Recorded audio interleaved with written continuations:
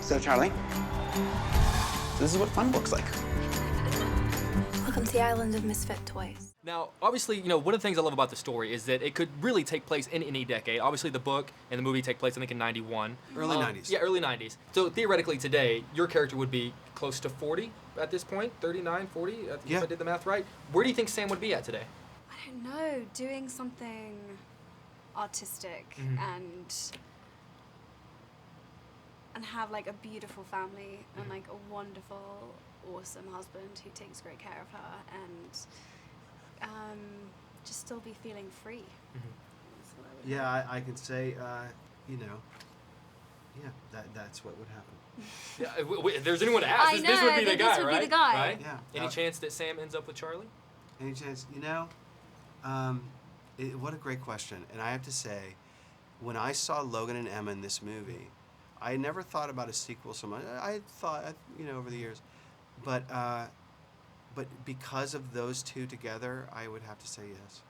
It might take 20 years. It might take one marriage in between, right. But yes. What is she doing? Don't worry, she does it all the time. Do you think if people knew how crazy you really were, no one would ever talk to you? Come on, let's go be psychos together. You had a very unique childhood growing up because of the Harry Potter franchise. Was there any aspect of kind of this movie of like the high school experience that you feel that you missed out on because of the other films? I mean, I always tried to study when I wasn't on set, and I really worked hard to make sure I did have a kind of experience outside of the movies. But I certainly didn't have an American high school experience, and that was what's so great about doing this movie is like in the space of 7 weeks, I got to experience like the whole of a senior's experience at high school. I did prom, I did homecoming, I did dances, I did football games, like everything. It was so much fun for me. Yes. It was so voyeuristic. I loved it. Why do I and everyone I love pick people who treat us like we're nothing? We accept the love we think we deserve. You see things, and you understand. You're a wallflower. I didn't think anyone noticed me.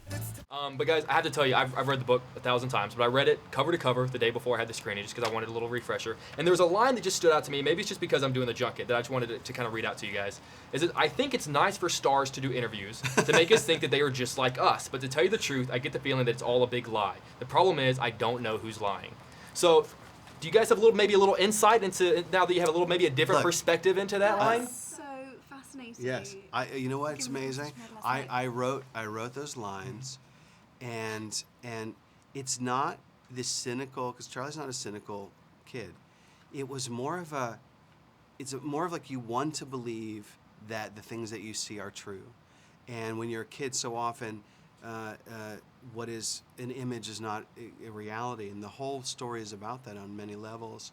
You know what's cool though is now that I'm older, you know, and I wouldn't have that line at all in the book because now I know that yes, we are here talking about a thing, and you have a show, and we have a movie, and yes, this is all part of a way of spreading the message. But if you take the commerce away from it, what is it really?